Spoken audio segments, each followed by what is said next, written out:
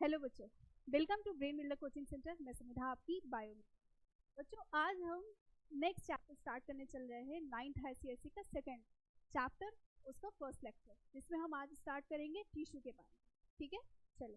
तो आज हम देखते हैं कि हम क्या क्या कवर करने वाले हैं। सबसे पहले आज हम देखेंगे टिश्यू के बारे में, और स्पेशली आज हम स्टार्ट करने वाले हैं प्लांट टिश्यू। ठीक है, चलिए स्टार्ट करते हैं। सबसे पहले देखते हैं व्हाट इज टिश्यू, है ना। आप हमेशा से क्लास सेकंड से पढ़ते आ रहे हो कि टिश्यू क्या है, सबको पता है। Tissue is a group of similar और dissimilar cells that work together to perform a specific function. क्या है tissue? Tissue group of cells है। सिमिलर सेल्स भी हो सकती हैं और डिसिमिलर सेल्स भी हो सकती हैं, बट जब वो एक साथ मिलके एक जैसा काम करेंगी वो क्या कहलाएंगी? टिश्यू कहलाएंगी। ठीक है, अब जैसे हमें सबको पता है ना कि ऑर्गेनाइजेशन के बारे में हम देखते हैं ना, तो सेल है बेटा। ठीक है, ये एक सिंगल सेल है ना। अब कई सारी सेल एक साथ, कई सारी सेल मिलके क्या बना रही है? टिश्यू बना रही है, टिश्यू। और कई सारे टिश्यूज जब एक साथ मिल जाते हैं, ये क्या है? टिश्यूज है।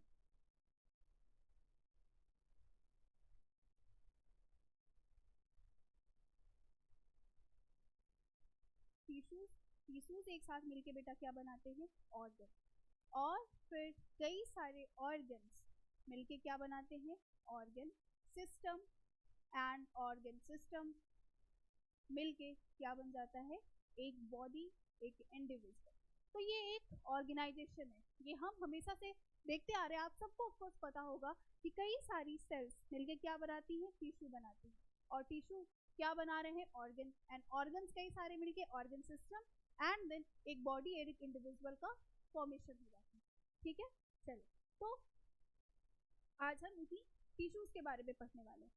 टाइप्स ऑफ टिश्यू की बात करते हैं बेटा, तो दो टाइप का टिश्यू है। सबसे पहले प्लांट टिश्यू और एनिमल टिश्यू, है ना। क्योंकि प्लांट भी एक लिविंग ऑर्गेनिज्म है और एनिमल भी एक लिविंग ऑर्गेनिज्म है, और हम उन्हीं के बारे में, उन्हीं के टिश्यूज के बारे में पढ़ने वाले हैं। सबसे पहले हम देखते हैं प्लांट टिश्यू। प्लांट टिश्यू में सबसे फर्स्ट टाइप जो है वो क्या है? Meristematic tissue, means actively dividing cells. मतलब देखो, सेल्स के बारे में क्यों पढ़ेंगे? क्यों? क्योंकि टिश्यू किससे मिलके बने? सेल्स के से मिलके बने हैं। और अगर हमें टिश्यू के बारे में पढ़ना है तो हमें जानना जरूरी है कि उनकी सेल्स कैसी हैं, उनके सेल्स के क्या क्या कैरेक्टरिस्टिक्स हैं, या किस टाइप की सेल मिलके एक टिश्यू का फॉर्मेशन कराएंगे। ठीक है, मेरिस्टेमेटिक टिश्यू, या इन्हें हम और भी बोलते हैं मेरिस्टेम्स। क्या बोला जाएगा बेटा? मेरिस्टेम। कैरेक्टरिस्टिक्स की बात करते हैं। Cells are small, thin walled and densely cytoplasm. कैसी होती हैं सेल? सबसे पहले तो मेरिस्टेमेटिक टिश्यूज की सेल कैसी होंगी? छोटी छोटी होंगी। ठीक है, छोटी होंगी, बट साथ में थिन वॉल होंगी। थिन वॉल मीन्स क्या होगा कि अभी अगर सेलुलोज है तो वो बहुत थिन सेलुलोज होगा। मीन्स अभी ये सेल्स कैसी हैं? अभी अपने प्राइमरी स्टेज पे है। प्राइमरी स्टेज मीन्स क्या है कि अभी ये सिर्फ ग्रोथ ही कर रही हैं, अभी पूरी तरीके से मेच्योर नहीं हो पाई हैं। एंड डेंस साइटोप्लाज्म, साइटोप्लाज्म में क्या होगा? डेंस होगा। डेंस मीन्स क्या होगा बेटा? बहुत ज्यादा गाढ़ा होगा, थिक होगा। No intercellular spaces, no intercellular space means cells के बीच में कोई भी इंटरसेलुलर स्पेसेस प्रेजेंट नहीं होंगे। नो वैक्यूल, वैक्यूल्स भी सेल के अंदर नहीं होगा। लार्ज न्यूक्लियस, कैसा होगा? लार्ज। अगर मैं एक देखो, मैं कुछ सेल्स बना के दिखा रही हूँ। मान लो ये तुम्हारी मेरिस्टेमेटिक सेल्स है। तो अब देखो, इन सेल्स के बीच में बेटा कोई भी इंटरसेलुलर स्पेस प्रेजेंट नहीं है। मीन्स यहाँ से एक सेल यहाँ से तुरंत जुड़ी हुई है, दूसरे से, तीसरे से, चौथी से। एंड क्या होगा? नो वैक्यूल, वैक्यूल नहीं होगा तो क्या होगा? जो इनका न्यूक्लियस है वो बहुत लार्ज होगा। और साइटोप्लाज्म बेटा इनका कैसा होगा? बहुत ज्यादा डेंस। डेंस मीन्स गाढ़ा होगा। हेल्प इन प्लांट ग्रोथ, और रिस्पॉन्सिबल किसके लिए होती है? प्लांट ग्रोथ के लिए रिस्पॉन्सिबल होती है।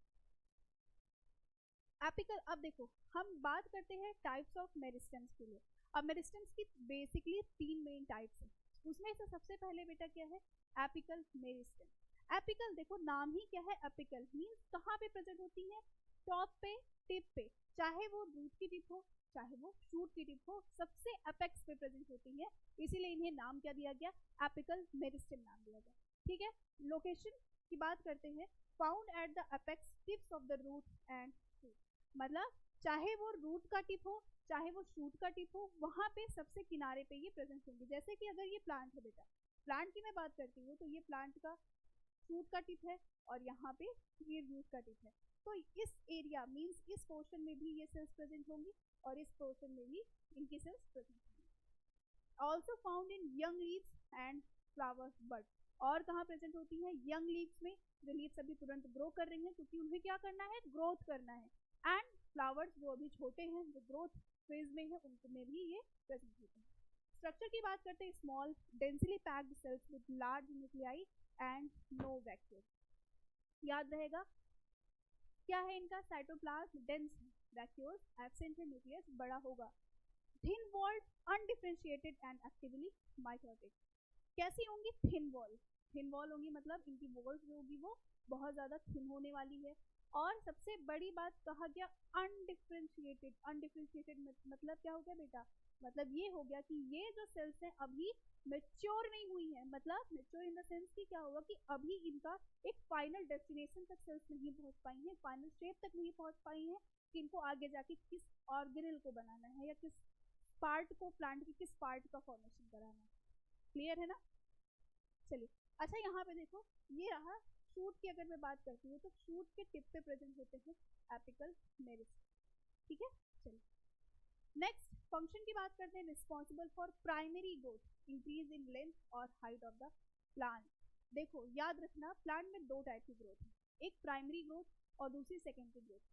प्राइमरी ग्रोथ का मतलब क्या हुआ कि सेल अभी अपने प्राइमरी फेज में है, मतलब अभी प्लांट अभी बहुत छोटा प्लांट है। प्लांट का अभी मात्र एक बेसिक नीड क्या है कि उसे अपनी लेंथ को इंक्रीज करना है। ठीक है, अभी अपने अंदर लीव्स लाने हैं, ब्रांचेस बनानी है, सिर्फ और सिर्फ अभी उसका एक ही पर्पज। तो ऐसे में प्लांट को हम क्या कहेंगे? प्राइमरी, मतलब उसकी ग्रोथ को क्या कहा जाएगा? प्राइमरी ग्रोथ कहा जाएगा। और मेरिस्टम्स रिस्पॉन्सिबल होते हैं प्राइमरी ग्रोथ के लिए। Forms new leaves, flowers and roots, और रिस्पॉन्सिबल होते हैं न्यू फ्लावर्स बनाने के लिए, न्यू लीव्स बनाने के लिए और रूट्स बनाने के लिए। Produce primary tissue like the epidermis, cortex and primary vascular tissue. Means क्या हुआ कि जितनी भी अभी प्लांट की बेसिक रिक्वायरमेंट है, मतलब प्लांट अभी छोटा है, बहुत छोटा है, उसे बहुत अभी सिंपल से जाइलम फ्लोएम चाहिए, बहुत बड़े नहीं चाहिए, बहुत मोटे नहीं चाहिए। ठीक है, और दूसरा एपिडर्मिस, मीन्स उसको प्रोटेक्टिव लेयर चाहिए जिससे वो इन्वायरमेंट से अपने आप को प्रोटेक्ट कर सके, किसी भी इंसेक्ट से, पैथोजन से प्रोटेक्ट कर सके। एंड कॉर्टेक्स, मतलब अभी प्राइमरी कॉर्टेक्स, मतलब अभी बस थोड़े से ग्राउंड टिश्यू की जरूरत है, सिर्फ कि प्लांट को भी थोड़ा सा सपोर्ट मिल सके। क्लियर है? Example, root tips growing deeper into the soil. जब रूट सॉइल में डीपली ग्रो कर रही है तो रिस्पॉन्सिबल कौन है? Apical meristem. Shoot tips growing towards light, light की तरफ शूट मूव कर रहे हैं जिसकी वजह से प्रॉपर वो फोटोसिंथेसिस कर सके, उसके लिए भी रिस्पॉन्सिबल है एपिकल मेरिस्टेम। अब नेक्स्ट मेरिस्टेम है intercalary meristem, means meristem का second type intercalary meristem. Location present at the base of leaves और internode, region between the two nodes. देखो ये कहाँ प्रेजेंट होंगे? बेस ऑफ लीफ पे। मान लो ये बेटा प्लांट, ठीक है, मैं इस प्लांट की बात करती हूँ। तो इस प्लांट में यहाँ पे लीफ ग्रो करेगी, यहाँ पे लीफ ग्रो करेगी, तो इस लीफ के बेस पे, मतलब मीन्स यहाँ लीफ है, लीफ का ये जो बेस है यहाँ पे प्रेजेंट होते हैं इंटर कैलरी मेरिस्टेम। और कहा गया? इंटरनोड। इंटरनोड मीन्स एक नोड है, नोड मीन्स वो पोजीशन जहाँ से लीफ ग्रो करेगी, ये दूसरी पोजीशन जहाँ से दूसरी लीफ ग्रो करेगी, और इस पोजीशन और दूसरी पोजीशन के बीच में मीन्स ये क्या कहलाता है? नोड। और इस नोड से इस नोड के बीच को हम क्या बोलते हैं? Inter node. और ये कहाँ प्रेजेंट होते हैं बेटा? इंटर नोड्स में present. Next, common in monocots like grasses and bamboo. Grasses and bamboos की बात हम बेटा करते हैं तो देखो ना, ग्रासेस की बात करते हैं तो ग्रासेस को जब हम कट कर देते हैं ना तो वो वापस से ग्रो कर सकती है। क्यों? क्योंकि उसकी नोड्स और इंटर नोड्स में प्रेजेंट है इंटर कैलरी मेरिस्टेम। अगर वहाँ पे ये ना होते तो वापस से ग्रास ग्रो कर सकती थी। या फिर हम बैम्बू को भी देखो, गांव घर में होता है ना कि हम बैम्बू को काट के उससे कई सारी चीजें बनाते हैं, तो वापस से वो बैम्बू ग्रो हो जाता है क्योंकि वहाँ पे प्रेजेंट है इंटर कैलरी मेरिस्टेम। स्ट्रक्चर की बात करें तो similar to apical meristem but temporary active. Temporary active का मीन्स क्या होगा कि जब जरूरत होगी, जब घास को काटा जाएगा तभी वो ग्रो करेगी, और जब बैम्बू को काटा जाएगा तभी वो ग्रो करेगी, अदरवाइज वो हमेशा ग्रो नहीं कर रहे होते, इसीलिए टेम्परेरी एक्टिव होती है। derived from the apical meristem but retains dividability for a shorter time। कहाँ से ग्रो कर रही है? एपिकल मेरिस्टम से ही आई है, बट ये थोड़े समय के लिए ही एक्टिव होती है, थोड़े समय के लिए ग्रो करते हैं, बट आफ्टर सम टाइम ये क्या हो जाते हैं, थोड़े से सस्पेंडेड हो जाते हैं। ठीक है, नेक्स्ट फंक्शन की बात करते हैं। Responsible for regrowth of parts removed by the grazing और द मैकेनिकल इंजरी। मैंने बताया ना कि ये कब रिस्पॉन्सिबल होते हैं ग्रोथ के लिए, कि जब इसमें कोई ग्रेजिंग एनिमल्स उसको खा जाए या फिर कोई इंजरी हो जाए, देन वो वापस से वहाँ से ग्रोथ करते हैं। Aids in rapid elongation of certain organ.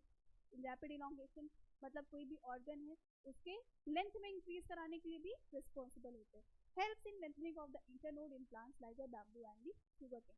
आप शुगर केन के प्लांट को देखो, शुगर केन के प्लांट में जितना लंबा इंटरनोड होगा उतना ही ज़्यादा उसका शुगर कंटेंट होगा, इसलिए भी ये रिस्पॉन्सिबल होते हैं शुगर केन के इंटरनोड को बढ़ाने के। Example grass regrowing after being cut, बताया ना, and the corn and the bamboo showing rapid stem elongation. Clear है? नेक्स्ट आता है लैटरल मेरिस्टेम। लैटरल मेरिस्टेम में क्या होगा? लैटरल मेरिस्टेम की बात करें, जिसकी लोकेशन की बात करते हैं, found along the sides of the stem and root. Means क्या होगा, अगर ये प्लांट है तो प्लांट की साइड्स में यहाँ और यहाँ, मीन्स देखो यहाँ पे लैटरल, इसीलिए इसका नाम ही क्या रखा गया, लेटरल मेरिस्टेम, मतलब लैटरली प्रेजेंट होते हैं। वैस्कुलर बंडल्स और दी अंडर दी बार्क, मतलब वैस्कुलर बंडल्स में प्रेजेंट होंगे या बार्क के अंदर प्रेजेंट होंगे। Present in dicotyledonous plants specially woody plants. क्यों? क्योंकि प्लांट अब इंक्रीज लेंथ में जितना इंक्रीज होना था वो हो गया, अब उसे अपनी गर्थ बढ़ानी है, अपनी मोटाई बढ़ानी है, इसलिए वहां पर रिस्पॉन्सिबल कौन होते हैं, लेटरल। स्ट्रक्चर की बात करें, सिलिंड्रिकल इन शेप, कैसा होगा, शेप में ये सिलिंड्रिकल्स होंगे, composed of cambium tissue such as vascular cambium found between the xylem and phloem. Vascular cambiums क्या होते हैं बेटा, देखो कुछ प्लांट्स में अगर मैं रूट की बात करूं तो रूट को मैंने ऐसे कट किया, रूट के कट होने पे जाइलम और फ्लोएम के बीच में कुछ टिश्यूज प्रेजेंट होते हैं, इन टिश्यूज को हम बोलते हैं कैम्बियम। क्या कहलाएगा, cambium. And the cork cambium phellogen found in the bark region. इसकी वजह से हम कॉर्क वगैरह मीन्स लकड़ियां बनाते हैं, लकड़ियों के फर्नीचर्स बनाते हैं। चलिए फंक्शन की बात करते हैं। Responsible for secondary growth, increase in thickness और girth, produce secondary xylem phloem, increase woodness of the stem. बताया ना मैंने कि अगर वुडनेस, अगर मुझे स्टेम्स में वुडनेस लानी है, सॉरी, तो वो कौन ले आएगा, लेटरल मेरिस्टेम्स ले आएंगे। Form bark and annual rings in the woody plant. Annual rings पता है ना आपको, वो प्लांट जिससे हमें प्लांट की एज का पता चलता है, वो रिंग्स भी फॉर्मेशन करने के लिए रिस्पॉन्सिबल है lateral meristem. Example tree trunks becoming thicker every year and development of wood and bark in the older stage. ठीक है, चलिए अब देखते हैं परमानेंट टिश्यू के बारे में। परमानेंट टिश्यूज जिन्हें हम बोलते हैं non dividing tissues. Non dividing tissues मतलब क्या हुआ कि अब जो मेरिस्टेम थे वो डिवाइड हो गए, एक फंक्शनल पार्ट में बन गए हैं और जो कहलाएंगे परमानेंट टिश्यूज कहलाएंगे। सिंपल, अब इसके दो टाइप्स हैं। सबसे पहले simple permanent tissue made of similar types of cell and complex permanent tissue made up of different types of cell. ठीक है, सिंपल टिश्यूज जो सेम टाइप की सिंपल सेल से मिलकर बने होते हैं, एंड कॉम्प्लेक्स जो डिफरेंट डिफरेंट टाइप की सेल से मिलकर बने होते हैं, उन्हें हम कॉम्प्लेक्स परमानेंट टिश्यूज बोलते हैं। चलिए सिंपल परमानेंट टिश्यू की बात करते हैं बेटा।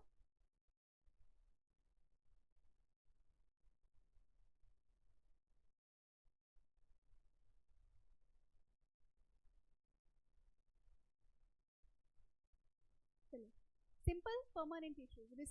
Simple permanent tissues are made up of only one type of cell. याद रखेंगे सिर्फ एक टाइप की सेल से मिलके बने होते हैं, which are structurally and functionally similar. जो स्ट्रक्चर में भी सेम होंगी और फंक्शन में भी सेम होंगी. These cells have lost the ability to divide and have become specialized to perform a specific function. ये सेल्स मतलब याद रखने की जो परमानेंट सेल्स होती है, परमानेंट टिश्यूज की सेल्स होती हैं, वो अब डिवाइड नहीं करेंगे, उन्होंने अपने डिवीजन की एबिलिटी को लॉस कर दिया है, इस वजह से अब वो एक स्पेसिफिक फंक्शन को परफॉर्म करेंगे। यानी अब उनका पर्पस सिर्फ ग्रोथ करना नहीं है, अदर फंक्शन को भी परफॉर्म करना है। They are formed from the meristematic tissue after differentiation, मतलब ये आई कहाँ से हैं, अभी भी इसलिए मेरिस्टेमेटिक टिश्यू से ही आई हैं, बट अब ये मैच्योर हो चुकी हैं। टाइप्स, सबसे पहले पैरेन्काइमा, कोलेन्काइमा एंड स्क्लेरेन्काइमा। ठीक है, तो चलिए एक एक करके हम इनके बारे में पढ़ते हैं। सबसे पहले हम बात करेंगे पैरेन्काइमा। ये टर्म कहाँ से आया, ग्रीक से आया। Means para means beside and enchyma means infusion of tissue, मतलब ऐसी सेल्स जो इन्फ्यूज हो रही है, एक साथ मिलके बन रही है। ये कैसी होती है बेटा, याद रखेंगे इनका नेचर कैसा है, लिविंग सेल्स। लीस्ट स्पेशलाइज, मतलब बहुत ज्यादा काम नहीं कर रही है, स्पेशल तो है but least special. Most primitive permanent tissues, और सबसे ज्यादा मीन्स कि सबसे पहले जब मैचुरेशन प्लांट में स्टार्ट होती है तो मैचुरेशन के लिए सबसे पहले पैरेन्काइमा ही बनती है। स्ट्रक्चर की बात करें, thin primary cell wall made up of cellulose. अब इनकी सेल भी बेटा कैसी होती है, थिन होती है, बट किससे मिलके बनी है, सेलुलोज से मिलके बनी है, सेलुलोजिक सेल वॉल है। Large central vacuole helps in storage, इनके पास लार्ज सेंट्रल वैक्यूल होगा जिसका काम है स्टोरेज का। Intercellular spaces are prominent, loosely packed cells, मतलब इंटरसेलुलर स्पेसेस होंगी, स्टिल थोड़ी सी होंगी, इसीलिए इसे कहा गया loosely packed. Usually isodiametric cells, मतलब एक ही जैसे डायमीटर में होंगी, इधर सारी होंगी तो राउंड सारी होंगी, या तो सारी होंगी तो ओवल होंगी, पॉलीगोनल होंगी या इलोंगेट। मीन्स दैट कि अगर एक सेल है, जैसी एक सेल वैसी सारी सेल, बट आइसोडायमेट्रिक होंगी। क्लियर है। फंक्शन की बात करें तो स्टोरेज ऑफ फूड, जैसे कि स्टार्च, फैट्स और ऑयल। दूसरा काम क्या करती है, फोटोसिंथेसिस का, when it contains chloroplast called the क्लोरेन्काइमा। जब भी इनके पास क्लोरोप्लास्ट होगा तो इनको हम क्या बोलने लग जाएंगे, कोलेन्काइमा बोलने लग जाएंगे, सॉरी क्लोरेन्काइमा। बायोन्सी की बात करें, एक्वेटिक प्लांट्स में, जहाँ भी एक्वेटिक प्लांट्स में पाई जाती है वहाँ पे ये कहलाती है एरेन्काइमा, क्योंकि इनकी सेल्स हल्की होती हैं और वो बायोन्सी के लिए, मतलब प्लांट पानी में ही ऊपर की तरफ है, इसे हम बायोन्सी बोलते हैं, उसके लिए रिस्पॉन्सिबल होती है। प्रोवाइड्स स्लाइट सपोर्ट, थोड़ा सा सपोर्ट देने का भी काम करती है, जैसे कि soft organ of the plant. Example के लिए पल्प ऑफ फ्रूट, जैसे कि apple, pear. Mesophyll of leave जो रिस्पॉन्सिबल है फोटोसिंथेसिस के लिए, and cortex and pith of stem and root जो रिस्पॉन्सिबल है सपोर्ट। नेक्स्ट, कोलेन्काइमा, दूसरी टाइप की सिंपल परमानेंट टिश्यू है कोलेन्काइमा। नेचर बेटा living cell, cells capable of expanding and stretching. ये रिस्पॉन्सिबल होते हैं, एक्सपेंड भी कर सकते हैं, स्ट्रेच भी कर सकते हैं, thus provide mechanical strength with flexibility. Means mechanical strength भी देते हैं but still they are be flexible. Structure की बात करें, स्ट्रक्चर आप देखिए, cell wall are unevenly thicken at the corner, मतलब कैसी होती हैं सेल्स इनकी, थिक होती हैं बट अनइवन थिक होगी, मतलब कहीं पे डिपोजिशन ज्यादा कहीं पे कम। Wall thickening due to pectin, cellulose and hemicellulose. अब इनकी थिकनिंग किसकी वजह से होती है, सेलुलोज की वजह से, पेक्टिन एंड हेमिसेलुलोज। ठीक है। नो इंटरसेलुलर स्पेस, याद रखेंगे यहाँ पे कोई भी इंटरसेलुलर स्पेस नहीं होता। Elongated cells with tapering in, tapering in मतलब लास्ट में जाके ये ऐसी पतली सी हो जाती है। And mostly occurs below the epidermis of the dicot stem, epidermis मतलब लेयर, प्रोटेक्टिव लेयर के नीचे प्रेजेंट। फंक्शन की बात करें, provides mechanical support to growing part like petiole and young stems, allows flexibility, wind movement के लिए, does not beat stems easily, break stem easily, offers elasticity and resistance to mechanical shock। Means mechanical shock के लिए ये क्या होती है, resistant होती है, मतलब प्लांट को अगर कोई भी मैकेनिकल शॉक लगेगा तो उसको ये बचा रही है। एग्जाम्पल पेटियोल्स ऑफ लीव, जैसे कि sunflower, midribs of dicot leaves and the hypodermis of the dicot. Next, last है सिंपल परमानेंट का, स्क्लेरेन्काइमा। मीन्स हार्ड, कैसी होती है ये, सबसे hardest simple permanent tissue. Dead cells होंगी एट मैच्योरिटी, मतलब जैसे ही ये सेल्स, इनकी सेल्स मैच्योर होंगी वो डेड हो जाएंगी। Most rigid and toughest tissue, no protoplast. Means dead करने के लिए प्रोटोप्लास्ट ऑफकोर्स ही नहीं होगा, क्योंकि लिविंग कंटेंट होगा तो वो डेड कैसे कहलाएगा। नेक्स्ट है very thick secondary cell wall heavily lignified, मतलब बहुत ही ज़्यादा मोटी सेल्स होगी और इनके डिपोजिशन में बेटा क्या प्रेजेंट होगा, लिग्निन। नो इंटरसेलुलर स्पेस, कोई इंटरसेलुलर स्पेस नहीं होगा। Narrow lumen due to thick wall, cells are either elongated fibre और स्फेरिकल, मतलब दो तरीके की हो सकती है, आइदर स्फेरिकल हो सकती है या फिर ऐसी इलोंगेटेड सेल वाली हो सकती है। नेक्स्ट फंक्शन की बात करें, provide mechanical strength and rigidity to the plant, makes plant part hard and stiff और protect inner tissue from the damage. Example के लिए फाइबर्स की अगर हम बात करते हैं तो found in the coconut husk, है ना, जो क्वायर और फ्लैक्स और जूट बनाने के लिए रिस्पॉन्सिबल होते हैं। एंड स्क्लेरॉइड, जैसे कि स्टोन सेल्स भी बोलते हैं उनको, फाउंड इन सीड कोट, जैसे कौन कौन से सीड कोट में, पी में। नट शेल, ग्रिटी टेक्सचर, जो ग्रिटी टेक्सचर गुआवा का होता है ना, जो उनके अंदर के सीड्स होते हैं वो किसके बने हुए होते हैं, स्क्लेरेंकाइमा के बने हुए। ठीक है बच्चों, चलिए तो आज का ये लेक्चर यहीं खत्म करते हैं। नेक्स्ट में हम पढ़ेंगे कॉम्प्लेक्स परमानेंट टिश्यू।